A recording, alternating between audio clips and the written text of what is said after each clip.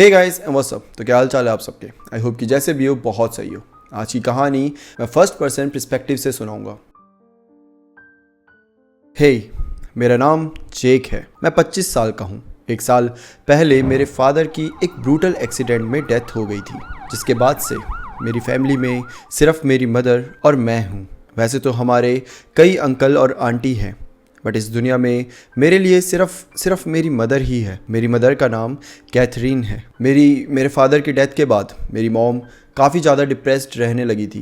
वो ना तो ज़्यादा किसी से बात करती थी और ना ही ज़्यादा किसी से मिला करती थी। बस कहीं ना कहीं खोई हुई गुमसुम रहा करती थी। मैं भी कुछ टाइम बाद अपने कॉलेज में बिजी हो गया, बट जब कॉलेज के सेमेस्टर में छुट्टियां पड़ी तो मैंने डिसाइड किया कि अपनी मदर को कहीं सुकून भरी जगह पर लेकर जाऊंगा। और मैं जानता था मेरी मदर को कहाँ जाकर सबसे ज़्यादा खुशी मिलती थी, और वो था मिस्टर ग्रेग। मतलब कि मिस्टर ग्रेग दुनिया उन्हें बोलती है, बट मेरे अंकल मिस्टर नेट के घर। उनकी पूरी फैमिली को हर कोई द ग्रेग फैमिली करके ही बुलाता है। मेरे अंकल नेट की फैमिली में आंटी लिज, उनका बेटा बेन, मैक्स और उनकी छोटी बेटी सैम, ये पांचों का एक परिवार था। मेरे अंकल जहाँ रहते थे वो बेहद ही खूबसूरत जगह थी। जंगल के बीचों बीच चारों तरफ हरियाली, आंखों को और मन को एक अलग ही सुकून मिलता था। मैं लास्ट टाइम जब बहुत छोटा था तब गया था, और अब तो शायद वहाँ बहुत कुछ चेंज हो गया होगा। मैं अपनी मम्मी को बोलता हूँ कि अब हम अंकल नेट के घर जाएंगे, और जिसे सुनकर एज एक्सपेक्टेड मॉम काफ़ी खुश हो जाती है, और हम नेक्स्ट वीकेंड अंकल के घर के लिए निकल जाते हैं। अब हम अंकल के यहाँ पर पहुँच चुके थे। मैं आपको बताना भूल गया कि अंकल नेट मेरी मॉम के सिंगल ब्रदर हैं। बट जब मैं वहाँ पहुँचा तो इस बार कुछ बदल चुका था। जैसा कि मैंने आपको बताया था कि जब हम अंकल नेट के घर जाते थे तो वहाँ हर तरफ हरियाली होती थी, सुकून मिलता था, बहुत पीस था। लेकिन इस बार हरियाली थी, बट पता नहीं क्यों बहुत अजीब सी वाइब सी थी। वो सुकून नहीं मिल रहा था। वहाँ जाकर बड़ा अजीब सा लग रहा था। दिल घबरा रहा था। वो पूरा एरिया उजाले में भी डल सा लग रहा था। हम अंकल नेट के फैमिली से मिलते हैं। सब ने काफ़ी वार्म वेलकम किया। कुछ देर आपस में बैठकर सब ने बातें करी। काफ़ी टाइम बाद मेरी मदर अंकल से मिली थी। उनकी खुशी साफ चेहरे पर दिखाई दे रही थी। ट्रैवलिंग में हम दोनों ही काफ़ी थक चुके थे, इसलिए जल्दी से सोने चले जाते हैं। मुझे मेरा रूम दिखाया जाता है जो कि फर्स्ट फ्लोर पर था। सैम आती है, मैं उससे काफ़ी बातें करता हूँ कि मतलब मेरी भी छोटी बहन है, तो मैं उससे पूछता हूँ क्या कर रही है, कैसा कर रही है। जिसके बाद सैम मुझे पूरा रूम दिखाती है और उसके बाद वहाँ से चली जाती है। अब मैं रूम के अंदर जाने ही वाला था कि तभी मुझे रूम के कोने के साइड से एक सीढ़ी दिखाई देती है जो कि नीचे की तरफ जा रही थी।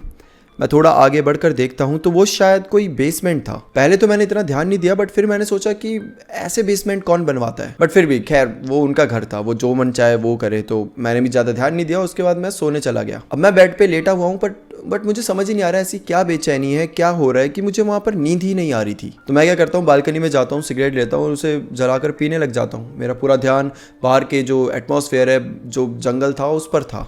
और वहाँ पर पूरे इलाके में इतनी शांति थी, इतनी शांति कि ऐसा लग रहा था जैसे मैं एक सिक्का भी अगर उछाल के फेंक दूँ तो उसकी आवाज़ से भी पूरा जंगल गूंज जाएगा। इतनी शांति। मैंने बस अपनी सिगरेट ख़त्म की ही थी कि तभी मुझे किसी के ज़ोर से चिल्लाने की आवाज़ आती है। वो आवाज़ किसी लड़की की थी। एक बार के लिए मैं बहुत तेज़ घबरा भी गया था कि आखिर इतने घने जंगल में और इतने शांत माहौल में एकदम से एक लड़की की आवाज़ कैसे आ गई और कहाँ से आई। मैं इतना ज़्यादा घबरा चुका था कि ऐसा लग रहा था कि मेरा दिल पूरा बाहर आ जाएगा। मैं तुरंत अपनी बालकनी से नीचे देखने लग जाता हूँ, उस आवाज़ को फॉलो करने लग जाता हूँ। ये देखने लग जाता हूँ कि आखिर वो आवाज़ आई कहाँ से, कि तभी मुझे घर के मेन डोर के खुलने की आवाज़ सुनाई देती है।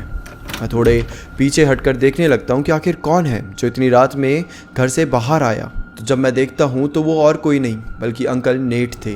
तो एक्चुअली वो बाहर आए नहीं थे, वो पहले से ही बाहर थे, और ये जो आवाज़ आई थी खुलने की नहीं, दरवाज़ा बंद होने की थी। तो क्या हुआ था, शायद वो दरवाज़ा बंद कर रहे थे, बट शायद वो अच्छे से हुआ नहीं था। तो एक बार पीछे आए, उन्होंने कुछ तो आगे पीछे चेक करा और फिर वापस से अंदर जाकर दरवाज़ा बंद कर दिया।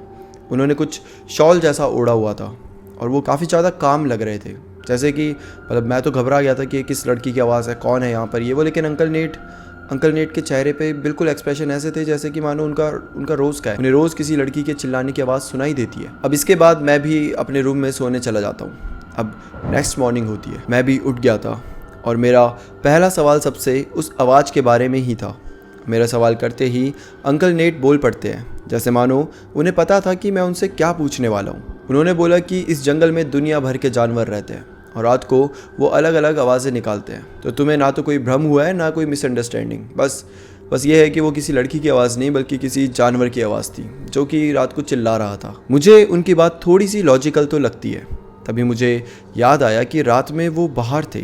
मैं उनसे कुछ पूछता उससे पहले ही आंटी लिज ने मेरे ब्रेकफास्ट सामने रख दिया और उसको खाने को बोल दिया, और मैं भी ज़्यादा सवाल जवाब ना करते हुए वो खाने लग जाता हूँ। खाने के बाद अंकल नेट और बाकी सब अपने काम में बिजी हो गए। मेरी मदर भी आंटी की हेल्प कर रही थी।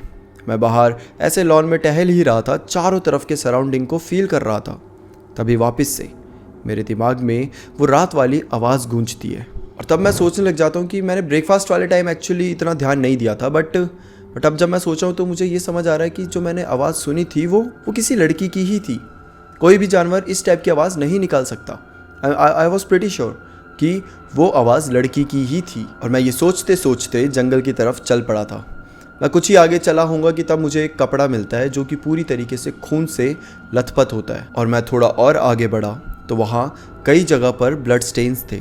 उस स्टेन को देखकर साफ पता चल रहा था कि वो फ्रेश ब्लड स्टेन्स थे।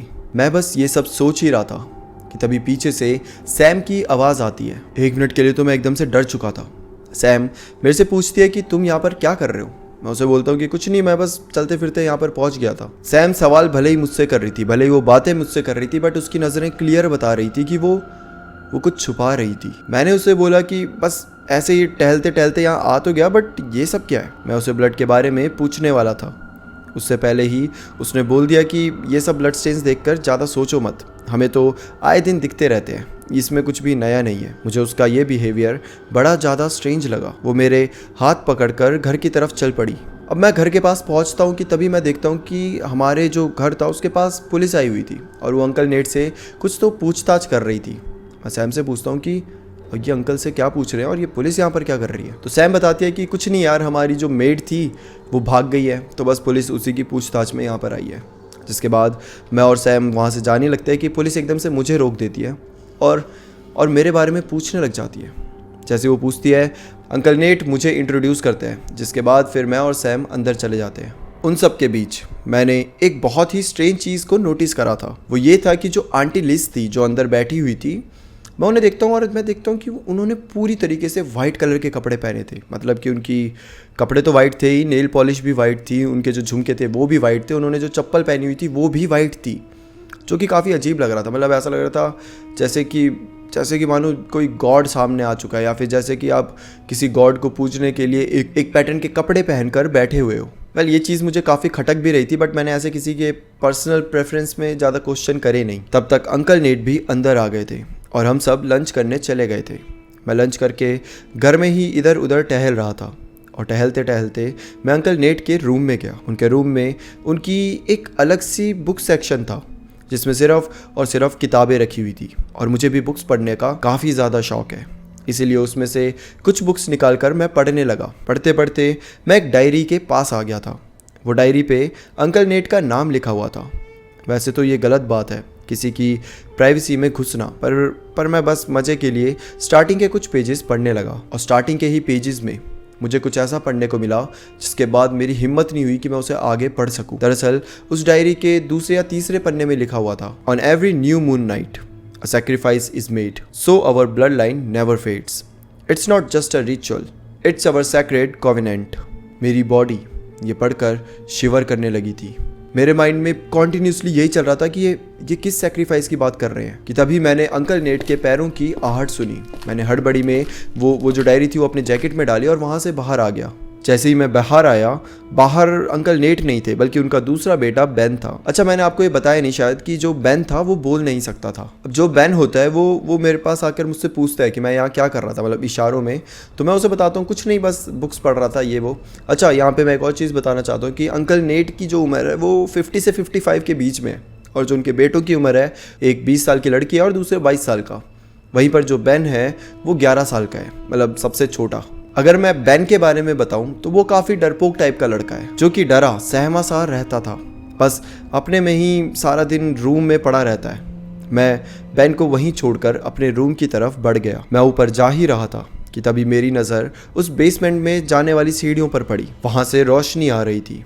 मैंने झांक कर देखा तो नीचे गेट खुला पड़ा था। मैं सोचा कि एक बार जाकर देख लूँ आखिर। मैं अभी नीचे जा ही रहा था, मतलब 1-2 सीढ़ियाँ ही उतरा होऊंगा कि तभी पीछे से बैन आ जाता है और वो मेरा हाथ पकड़ लेता है और मुझे नीचे जाने से मना करने लग जाता है। वो इतनी तेज़ आया था और इतनी ज़ोर से उसने मेरा हाथ पकड़ा कि सच बताऊँ तो 2 सेकंड के लिए तो मुझे डर भी लग गया था। बैन काफ़ी डरा हुआ था, उसकी आंखों में आंसू थे। मैं बैन को अपने रूम में ले जाता हूँ।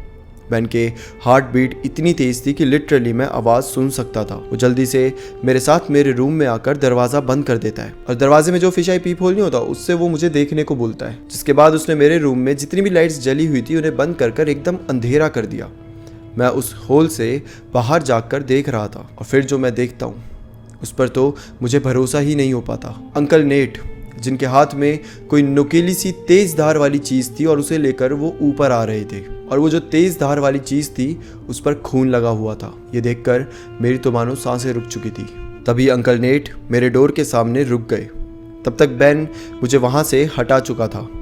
मुझे लगा शायद अंकल रूम खोलकर अंदर आएंगे, बट उनके वापस जाने की आवाज़ आने लगी थी। उनके जाने के बाद बैन मुझको सबकी नज़रों से बचाते हुए नीचे लेकर गया। नीचे मतलब कि वो बेसमेंट में मुझे ले जा चुका था। उस बेसमेंट में से बहुत ही गंदी बदबू आ रही थी। ऐसा लग रहा था जैसे कि वहाँ पे बहुत सारी चीज़ें पड़ी और हर एक चीज़ सड़ चुकी हो। वो गंदी बदबू मेरे बर्दाश्त से बाहर थी। बैन ने रूम की लाइट्स ऑन करी। रूम की हालत देखकर मैं शॉक था। सामने एक अजीब सी मशीन जैसा था जिसमें तेज़ धार थी। उसके आसपास पूरे खून के छींटे थे। मैं बस सब देख ही रहा था। तभी ऊपर से किसी के आने की आवाज़ आती है। बैन मुझे जल्दी से लेकर एक कोने में बैठ जाता है और तब ऊपर से आती है आंटी लिज। उनके सारे कपड़े खून से रंगे हुए थे। उनके हाथ, उनका पूरा शरीर खून से भरा था। मुझे लगा शायद उन्होंने कोई मटन काटा होगा, बट उनके साथ उनके हाथों में एक थैली सी थी, एक बोरी सी। वो बोरी रखती है और उसमें से एक हाथ निकालती है, एक आदमी का हाथ। वो देखते ही मुझे तो मानो चक्कर ही आने लगे थे। जैसे तैसे करके मुझे बैन ने संभाला। आंटी लिज वैसे तो स्वीट थी, पर उस टाइम उनसे ज़्यादा डरावना और क्रीपी कोई भी नहीं लग रहा था। बैन काफ़ी डरा हुआ था। वो मुझे पकड़ के आंखें बंद कर रहा था। आंटी लिज वो हाथ को लेकर उस मशीन में डाल देती है और उस हाथ के एकदम से पूरे चिथड़े उड़ जाते हैं।